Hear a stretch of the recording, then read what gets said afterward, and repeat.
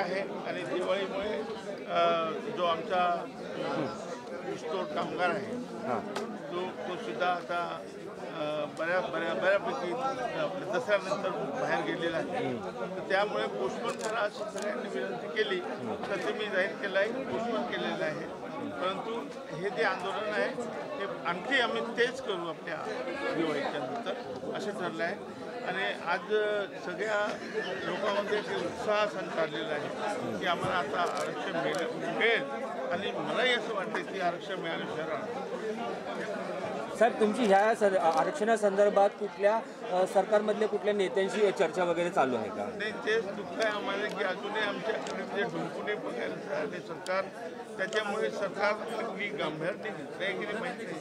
पण आपण बघितलं पुण्याचा मोर्चा तुम्ही बघितला असेल. मी जालना, बीड, मी चाळीसगाव, सोलापूर मी सगळे मोर्चे बघितले. मी सगळ्या मोर्चात हजर होते, नांदेड सगळ्या मोर्चात हजर. आणि मला असं वाटायला लागलं की आता इतिहास घडत त्या मराठा समाजापेक्षाही मोठे मोर्चे म्हटले तरी चालेल. कारण 2-3 दिवसाच्या याच्यावर फक्त एवढे मोठे मोर्चे झाले आहेत आणि एवढ्या मोठा प्रतिसाद जेव्हा बंजारा समाजाला मिळत आहे तर निश्चितपणे आमचा विजय होईल आणि आम्हाला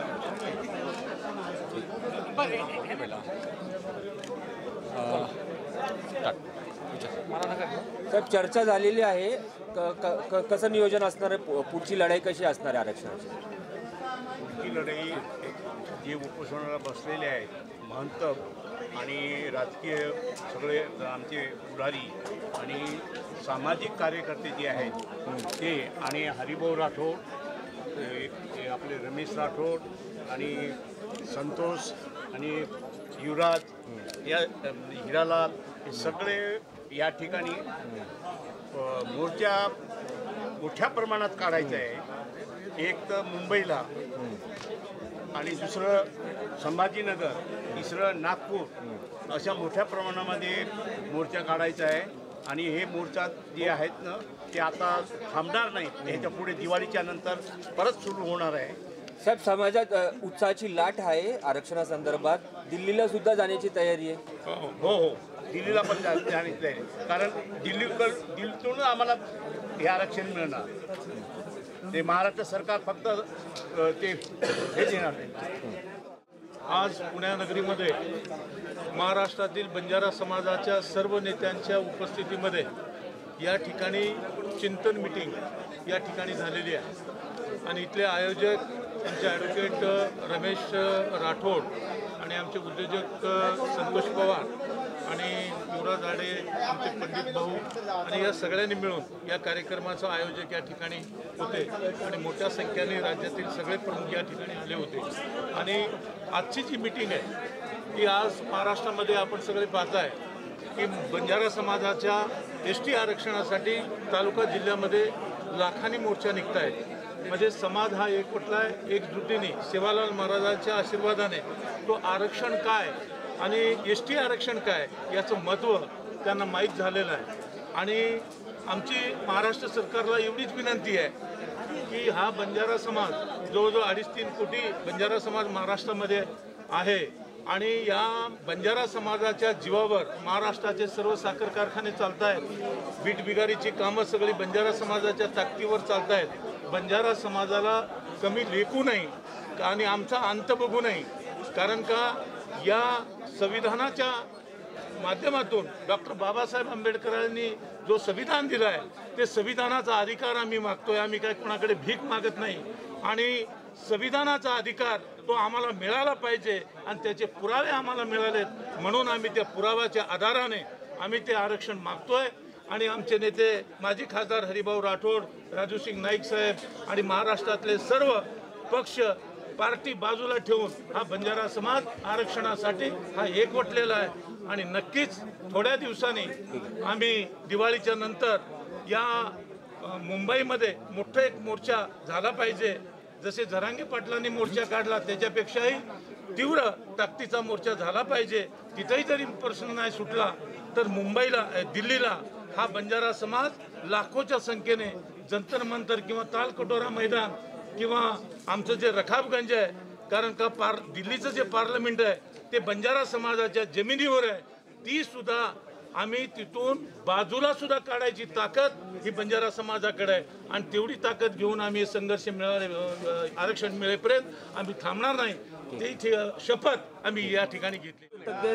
तज्ञ आहात, एक्सपर्ट आहात तुम्ही. हैदराबाद गॅजेटमध्ये सुद्धा नोंद आहे समाजाची. पुढचा लढा कसा बघतात? कायद्याचे विषय आहेत.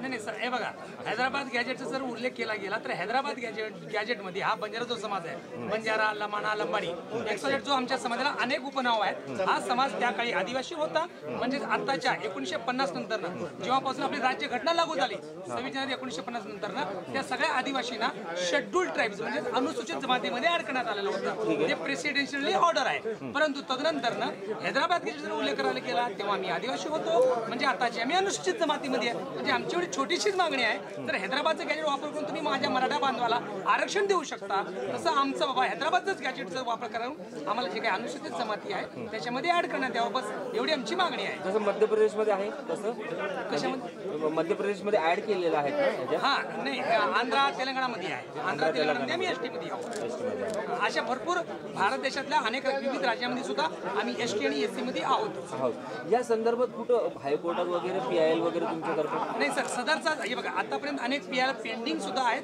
अनेक वर्षापासून पेंडिंग आहे. हायकोर्टमध्ये पण आहे, सुप्रीम कोर्टात देखील आहे. परंतु आताचं जे आहे संविधानिक अधिकार आहे आणि राज्य देऊ शकतं. अनुसूचित जमातीसारखे जे काही मागासवर्गीय फॅसिलिटी आहेत ते देऊ शकतं. आणि सेकंड थिंग, राज्य सरकार केंद्र सरकाराकडे शिफारस देऊ शकते.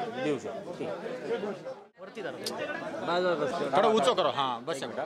आज पुण्यातील सकल बंजारा समाजाच्या वतीने संपूर्ण महाराष्ट्र म्हणजे राज्यव्यापी चर्चासत्राचं आयोजन आज इथे करण्यात आलं होतं. आणि महत्त्वाचा विषय असा होता की 17 तारखेला जो बंजारा समाजाचा मोर्चा मुंबईमध्ये निघणार होता त्या मोर्चाला सध्या स्थगिती देण्यात आली असून येणाऱ्या काळामध्ये संभाजीनगर, त्यानंतर नागपूर आणि त्यानंतर मुंबई असे 3 टप्पे आम्ही ठरवले आहेत. आणि आज या बैठकीला आमचे काही महंत, त्यानंतर आमचे काही आमदार, मंत्री या सर्वांची अनुपस्थिती होती.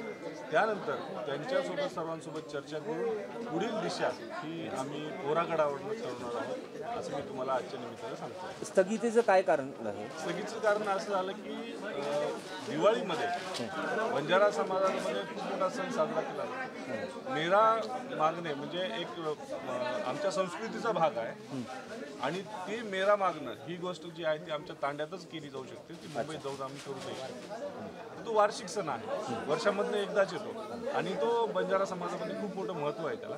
त्यामुळं दिवाळी झाल्यानंतरच ह्या गोष्टी आम्हाला मुंबईमध्ये करायच्या आहेत. आणि त्यासाठी आज आम्ही सर्वानुमते हा निर्णय घेण्यात आला आहे की 17 तारखेचा जो मोर्चा आहे तो तात्पुरता स्थगित करून पुढील तारीख जसंही सर्वांशी चर्चा होईल त्यावेळेस आम्ही जाहीर करून सर्व प्रसारमाध्यमांना आपल्या माध्यमातून कळवूया. ठीक. येथे आयोजन केलेले चर्चासत्रामध्ये हा निर्णय असा लागलेला आहे की जो 17 तारीख आम्ही मुंबई दाखल होणार होतो ती पोस्टपोन करण्यात आलेली आहे.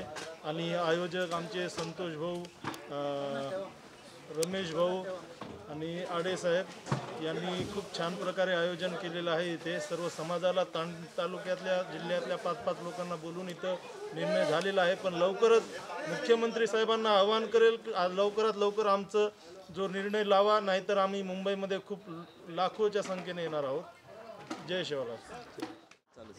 हमारे से संघर्ष होगा से एकत्र लड़े आणि समाजी न्याय दे ये उपोषण करता हमारे जे अनेक वेगवेगळे भागी नेते आम्ही एकत्र आहोगे आणि समाजे सर्व लढे आणि एसटी आरक्षण हमें खूब मिलचे और सर्व ताकती आगे जे रणनीति वो हमारे वरिष्ठ नेता केवळ से जे बाद हमारे एक सोच समझने एक प्लॅनिंग येऊन से बस आज हमारी मीटिंग में असं ठरवलं.